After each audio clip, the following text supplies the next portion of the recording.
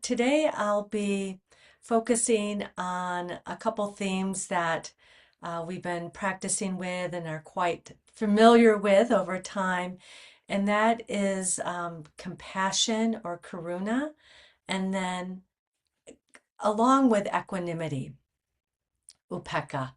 And the run of show today will be, we'll just jump right in with some seated meditation, and then we'll transition to movement with Emily. Thank you so much, Emily.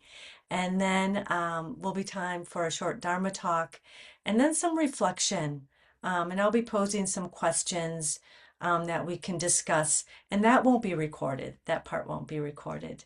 So we can have a free flowing, inclusive discussion. But I also wanted to say that I'm also recently returning from the West Coast. I'm here in Washington, D.C., but I was on a 3-week meditation, or in Zen, we call it a practice period, at the Green Gulch Farm at Muir Beach in California. And that's associated with the San Francisco Zen Center. So I'm coming here very much with Zazen on my mind, and that presence, I think, or spirit will be peppered throughout today. And if some of you aren't familiar with this term Zazen, I wanted just to share before we start our own meditation or Zazen, some words from Zenju Earthlyn Manuel, and she wrote this book, The Shamanic Bones of Zen, and she was our practice period co-lead teachers during the 3 weeks. And I benefited and learned a lot. I'm still learning. It's still very much alive for me. So I just wanted to share just a few sentences on how Zenju describes Zazen. She writes, Zazen is the core of Zen practice. Za means sitting, and Zen means meditation. It's the practice of seated meditation without being guided. There's no goal in mind or effort to improve one's personality. Zazen practice is the direct experience of our true nature. In Zen meditation, Zazen is not meant to calm one's nerves. It's a prolonged ritual of seeing and listening. Eventually, in Zazen, you become the meditation as it arises in you with each breath. It is no longer something you do or something on your to-do list. To take one's seat in Zazen is to sit upon the earth. It is to connect with the source of our lives, which is the breath passed on by our ancestors. In Zazen, awakening comes through the body in sitting still and breathing. So it's in that spirit that I would like to begin today's meditation practice, and I will be offering some guidance, some light guidance, as we're definitely used to in the mindfulness community. So if you haven't already, find your position or your posture for meditation. And taking some time to really settle in and find the posture from the beginning of the Zazen or meditation period. And that might require some moving, a little bit of moving back and forth or side to side. Sitting in a position, if you're seated, where you can sit upright as best as possible, with the spine elongated,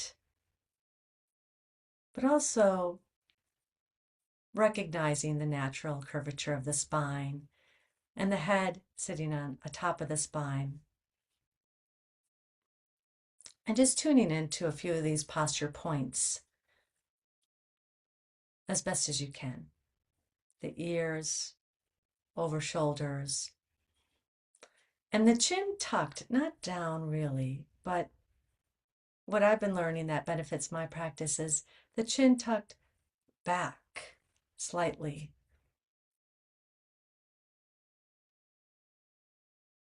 Allowing the shoulders to relax. You want the shoulders to relax down. So there's this sense of stability and stillness, being upright and balanced.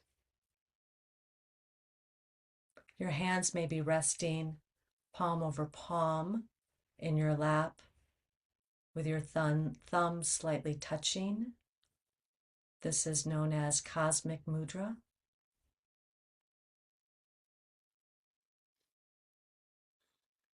And taking a few deep breaths, calming the mind body.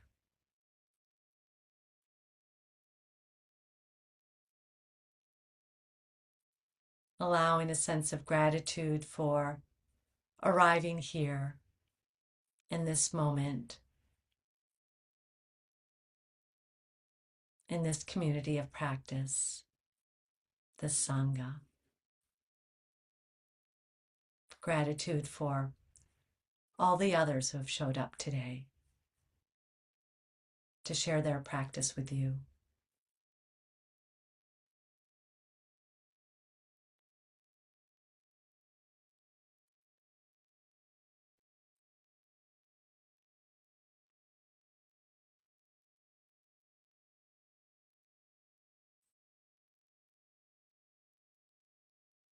Softening the eyes, bringing your awareness inside.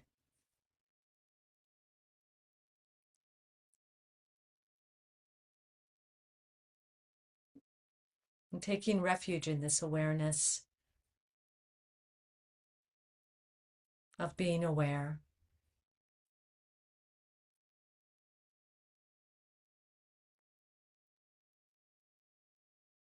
And if it's helpful, allowing the breath to be an anchor for your awareness, to bring you into the body as you notice the body breathing.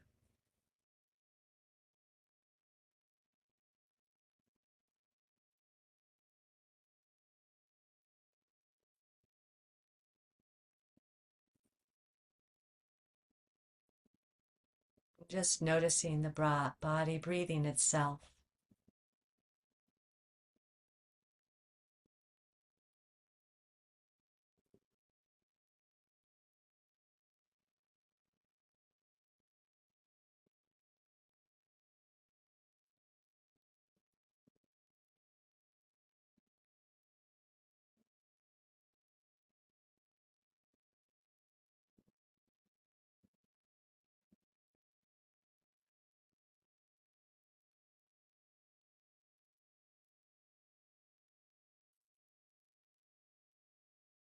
Bringing you into your body.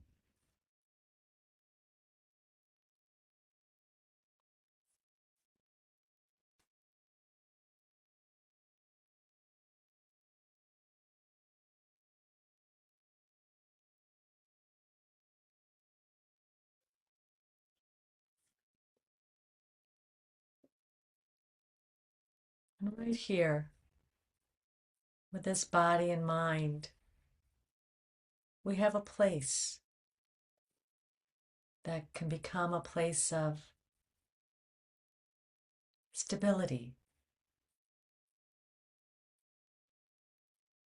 steadiness,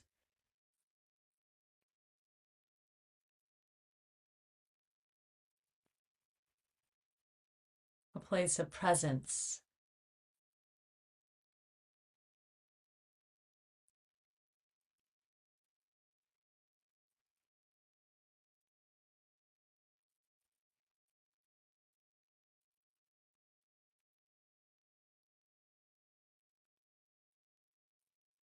And one challenge when you come into the body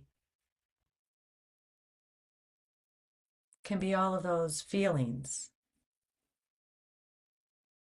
feelings of physical pain, perhaps, anxiety, maybe restlessness, dullness, grasping,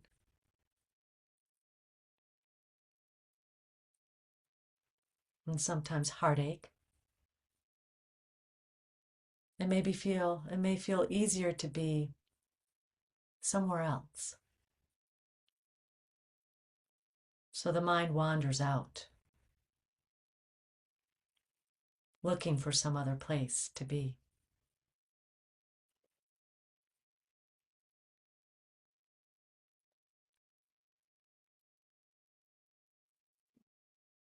Yet the body and mind belong together.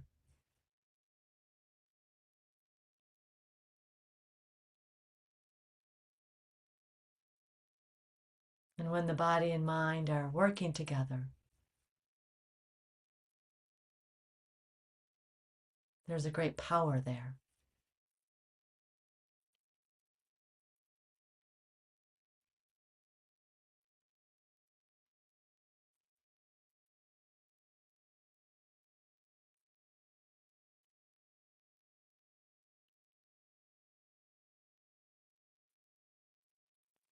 A good place to be.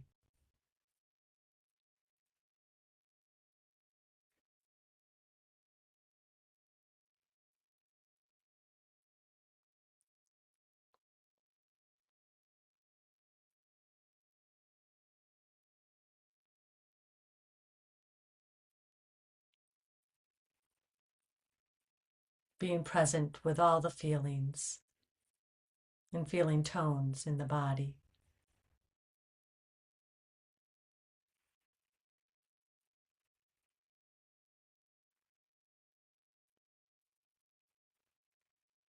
And turning towards as best and as compassionately as we can to that which is uncomfortable in an interested way.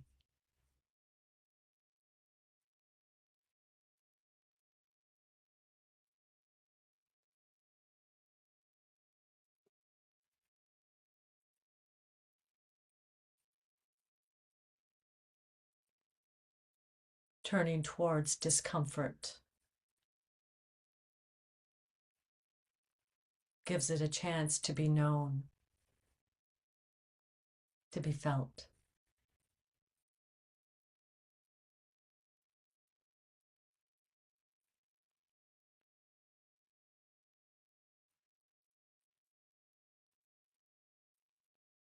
To experience the change, changing nature.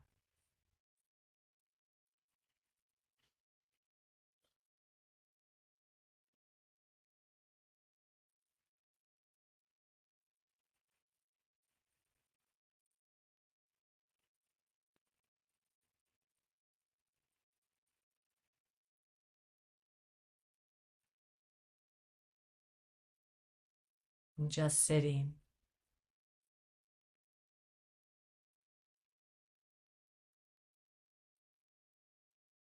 and just noticing.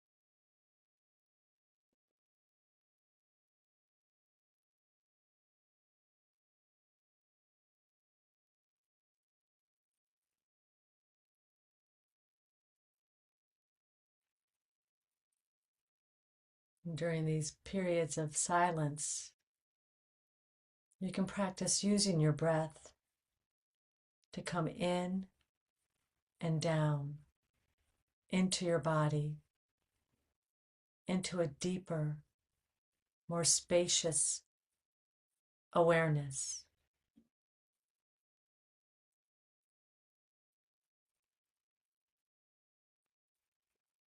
Feeling your body grounded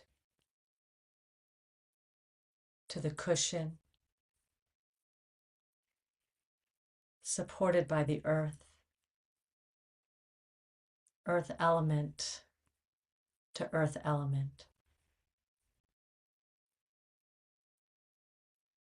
Breathing in and down into the belly.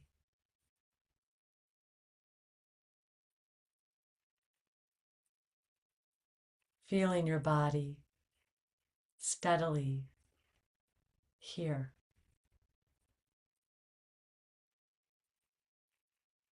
As your breath comes and goes.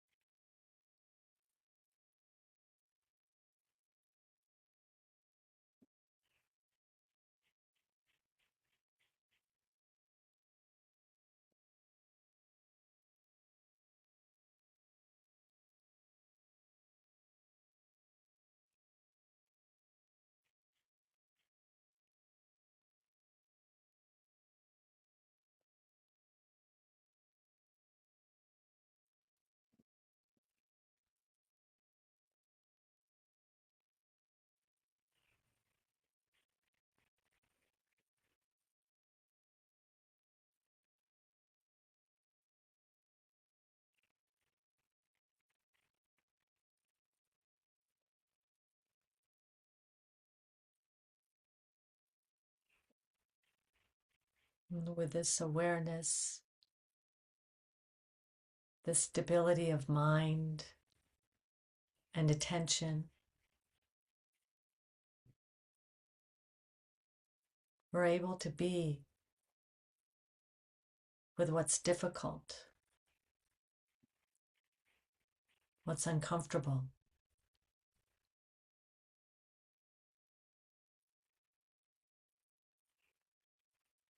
perhaps with some curiosity,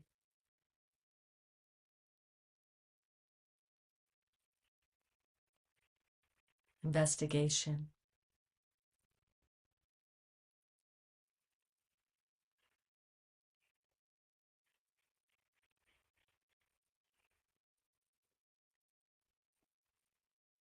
Letting be and letting go,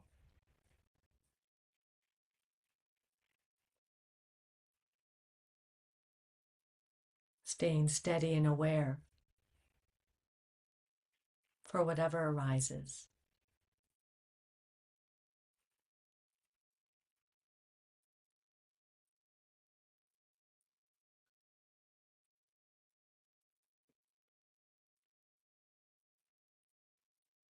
And with this awareness comes wisdom.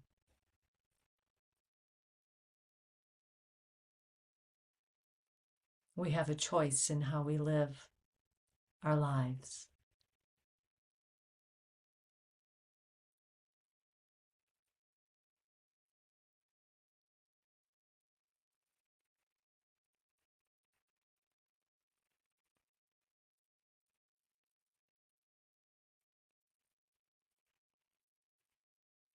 This line from Terry Tempest Williams: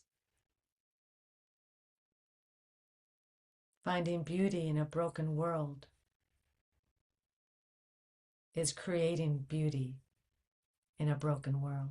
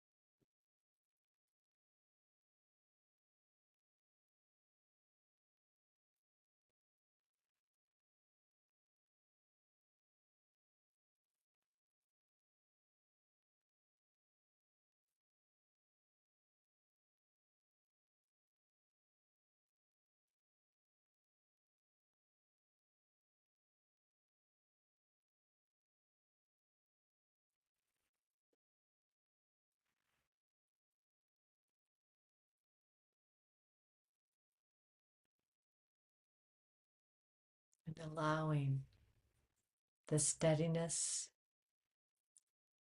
and stillness to be enough.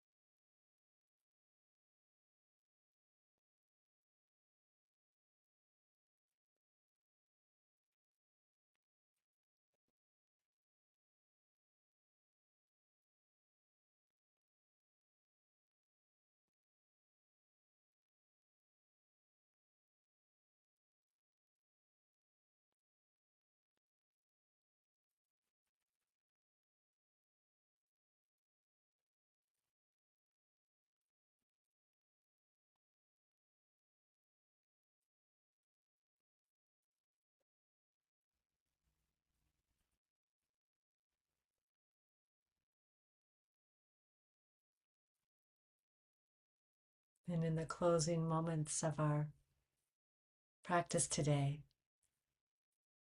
we can gather and share the merit of our practice. And this is a beautiful thing. And by dedicating the merit, we express our gratitude for this opportunity to practice together, reminding us that we practice not only for ourselves, but for the benefit of all beings in our lives and in the world. And may we find ways to live more lightly on the earth,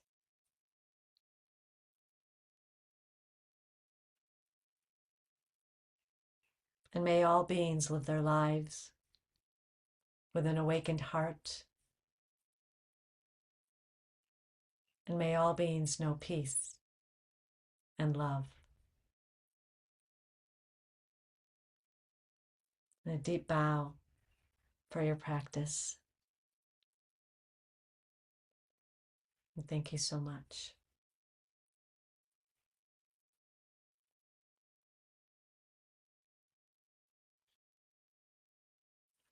And just taking your time to come back to the shared space, bringing some movement back to your body.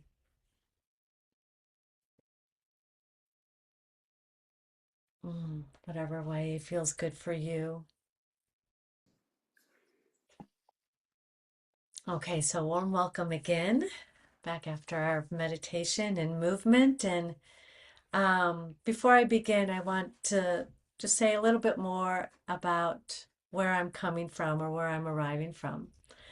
And as I mentioned, I'm just returning from a 3-week practice period at the Green Gulch Farm Zen Center in California, and I'm happy to answer any questions about that later. But during the 3 weeks, the continuous practice days were shaped by early morning wake-up bells at 4:30. We were on our cushions by 5 a.m. practicing Zazen. And then we had work practice, silent meals, and a steady rhythm, I would say. of sitting and walking. Um, and that really allowed, at least for me, for my nervous system to remember something that I often forget in daily life, ordinary life, and that I can be here right now, just as I am. And another thing that was striking, even in a place that has been devoted for decades to stillness and to practice, the world doesn't vanish. News still reaches us. Grief still visits. The body, oh, let me tell you, the body still aches. And the mind still spins stories. And so when I left this container of practice, which it is sometimes called, and stepped back into daily life, yeah, it was like, arriving back into DC, we experienced a lot of turbulence. I held on more than ever as the plane was landing back into our nation's capital and where I call home. Um, and I felt the world immediately again, everything that's going on today. And so I want to speak from that threshold, returning from an intensive practice into a world that often feels and may be literally on fire. And sometimes the fire is obvious, we may be feeling it in the climate disruption, war that's raging, widening inequality. And sometimes it's less noisy, it's quieter, but not less scorching. Um, and that to me feels like authoritarianism rising. Someone that has worked in the federal policy space for years, um, seeing the harmful immigration policies that treat human beings as problems to be managed rather than lives to be protected. And when we practice in a world like ours, like this, some questions for reflection may appear. Like, how do I keep my heart open without being consumed? How do I keep seeing clearly without turning cold? And today I wish to explore these two teachings together, making it possible to stand in the midst of what we call all the myriad things, all the things, and bringing these two teachings of karuna, compassion, and upekkha, or equanimity, um, looking at the relationship, um, and emphasizing the role of equanimity as turning the volume down a bit so compassion may endure, this open heart. Not so compassion becomes quieter, but that it becomes more sustainable. And by this, I'm thinking about being less reactive, more precise, more focused, more available.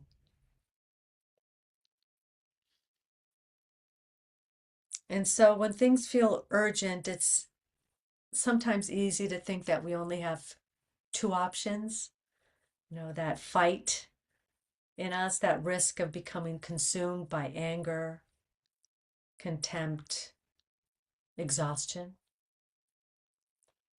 and then flee, numbing out, shutting down, retreating into, private life, one that's comfortable. But we also know that in the teachings, in the dharma, in our practice, that there's another posture. And it's not fight or flight. but it's stand, it's stay, it's see. And standing in the middle of a storm doesn't mean neutrality. It doesn't mean being passive. It means that I'm here. I'm here. I will not abandon reality. I will not abandon my heart. And Zen Master Dogen said that practice is not separate from life, which means if the world is burning, then the practice includes the heat. Joanna Macy, long time respected teacher, environmentalist, said that the heart that breaks open can hold the whole universe. So we're not just trying to find ways to be calm and pleasant on the outside, but we're cultivating a mind that can be steady, steady within this world and everything that's arising, right? Sometimes compassion, I think, in our society gets misunderstood as being nice. But in Buddhism, compassion or karuna isn't niceness, it's not sentimentality. It's actually the heart's response to suffering. It's a readiness to meet suffering and relieve it, to take action, compassionate action. And it's a willingness to feel, to see, to respond. And I think we can bring into our mind some examples of this.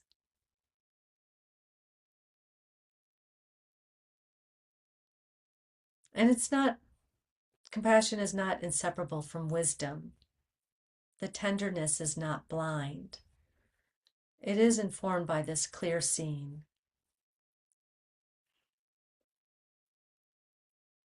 So compassion is not everything is fine.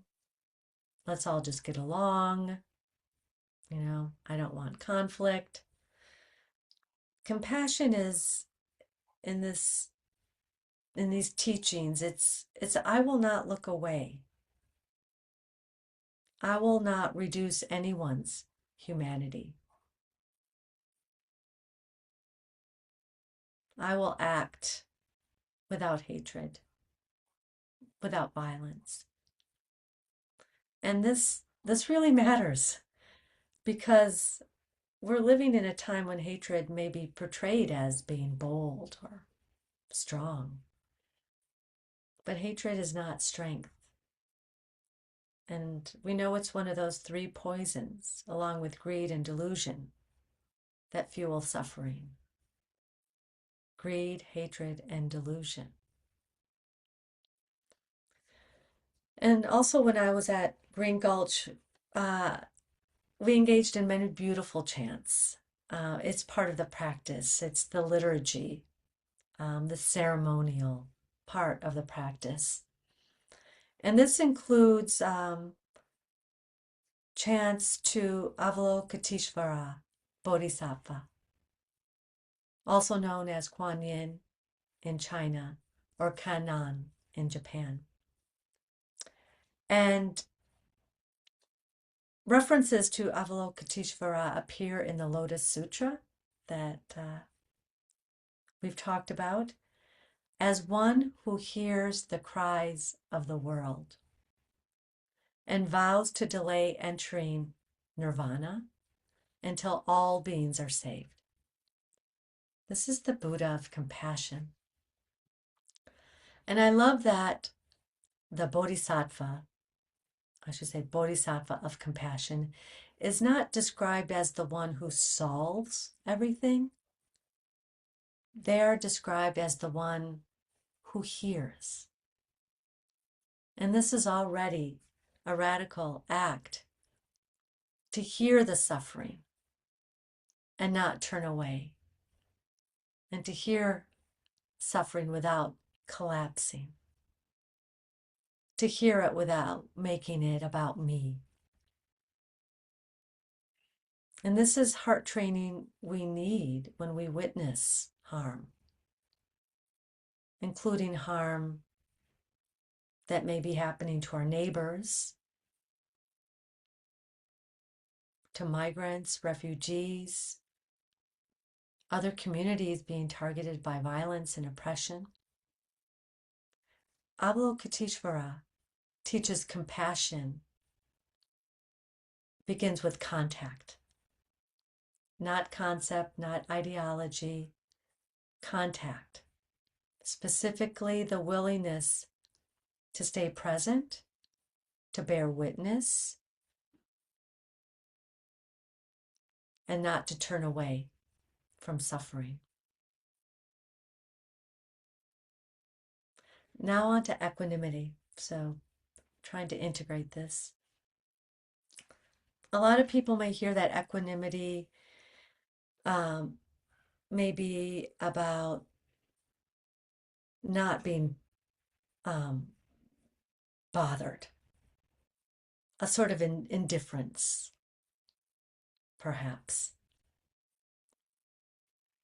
The Buddha described life as containing all the worldly wins, the gains, the losses, praise and blame, pleasure and pain, fame and disrepute.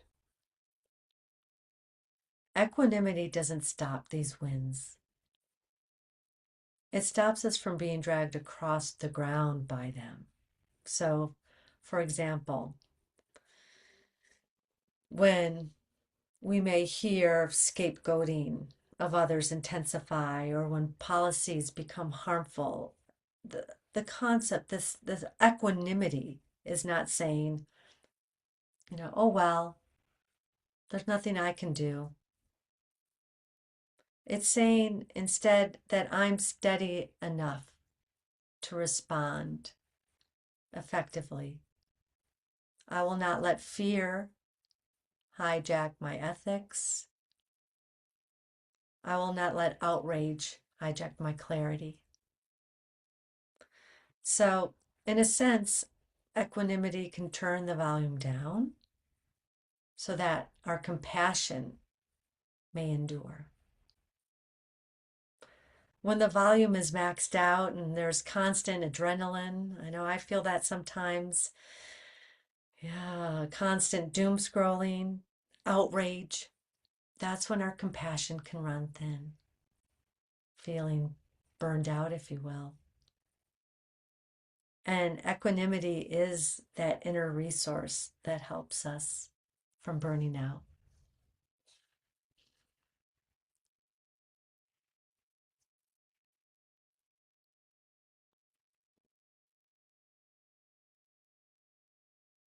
And then there's skillful means.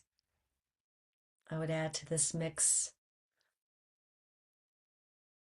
And the question that can help guide us, what is the most skillful means available to me right now to reduce suffering? And that's going to be different for all of us. Sometimes the answer is conversation. Sometimes it's writing, or it's organizing. It's showing up, supporting a family in need, donating, voting, calling, refusing to normalize cruelty. And sometimes the most skillful means is simply staying human with an open heart, sitting still.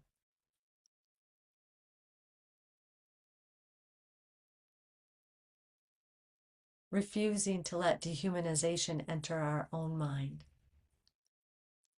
There is an important role for sitting, for silence, for stillness.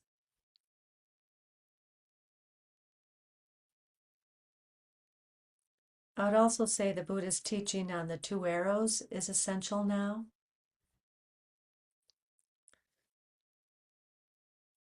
As a little reminder, the first arrow is suffering. It's there, it's the pain, right, of events, losses, harms. And the second arrow is the suffering we add. Rumination, escalation. So, as we know in our lives, there are plenty of first arrows. There is suffering. And this equanimity that we practice helps us not to add that second arrow. Not because we're trying to be comfortable per se, but we're trying to be useful. And if we're pierced by the second arrow over and over daily, these doom loops or rage loops, what have you, we may feel intense, but we do become perhaps less effective, perhaps less kind. So we can also think about this equanimity, upekkha, not as necessarily self-care, as luxury, but as an ethical stamina.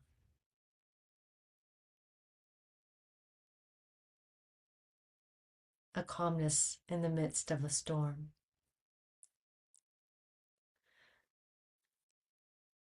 And I also want to share this, just a very short Zen story.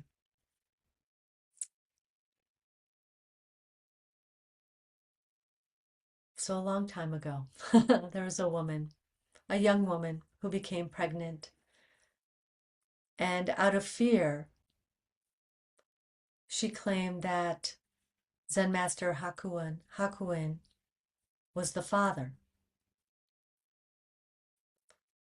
And at the time, the whole village turned against him, insulted him, shamed him, and withdrew support.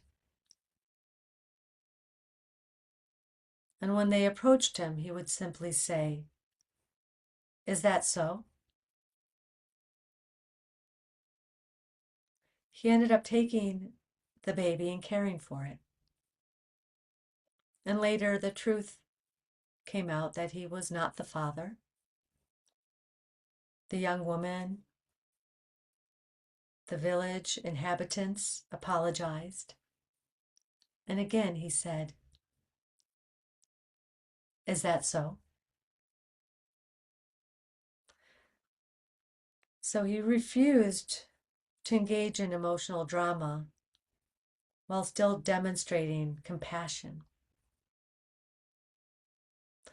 And people sometimes may misread this as detachment, but it's not detachment. It's a mind that doesn't tighten into rage or self-pity. This is the sort of moral or heart of the story. And it's what equanimity looks like in motion. A non-grasping heart. And if we would bring this, or when we bring this to our current moment in time, it means that we can name harmful things. We can name harmful policies clearly without turning people into monsters into our own mind. We can oppose authoritarian tendencies firmly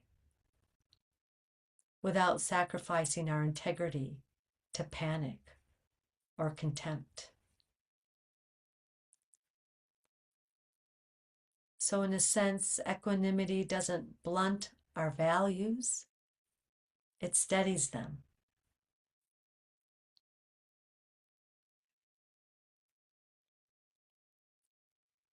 And I think we have time for just a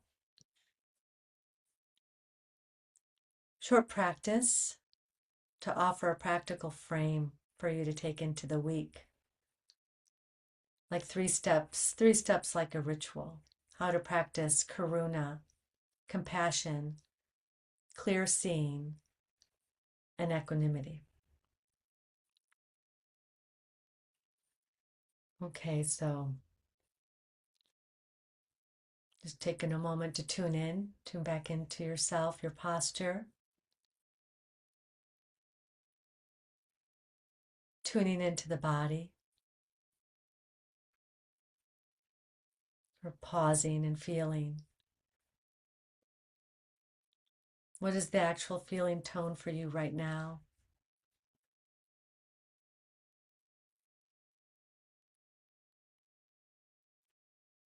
So that first step is pause and feel. And it's crucial to pause and feel because compassion, it's very difficult for compassion to move through a body that is locked. So even one slow inhale and exhale can be the start of turning the volume down. And step 2 is seeing clearly, naming what is happening.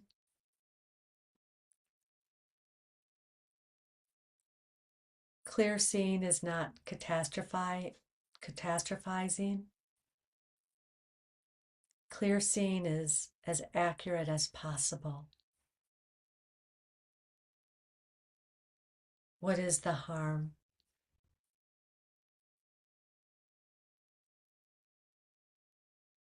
Who is being targeted?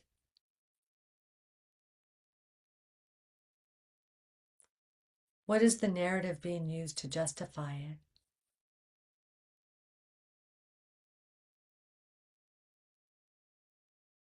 What conditions are feeding it? Fear? Scarcity thinking? Propaganda?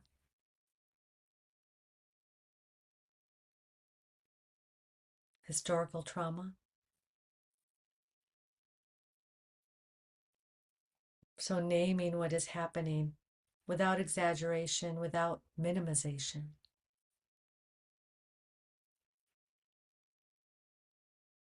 This is also the prajna, the wisdom, seeing the causes and conditions.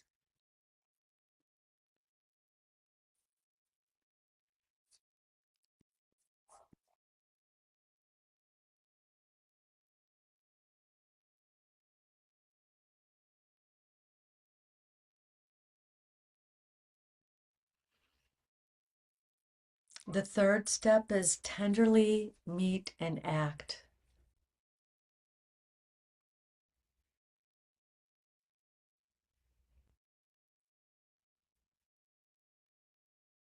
This is when compassion becomes action, some form of care or protection.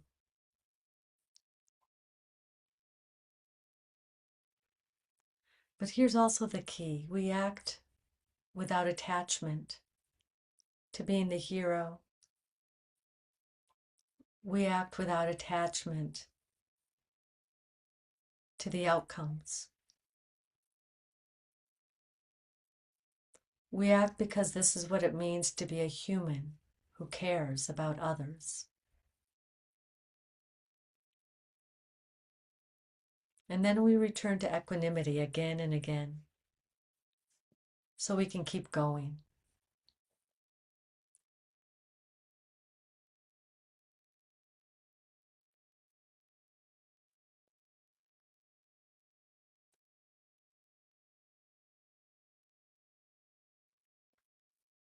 And so those are a few steps to practice compassion and equanimity.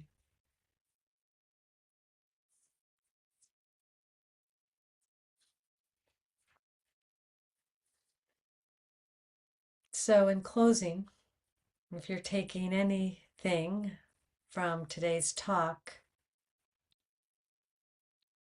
I would recommend that it be this: that we can stand in the middle of all of this. We can stand in the middle of all the myriad things, not neutral, not numb, not overly consumed.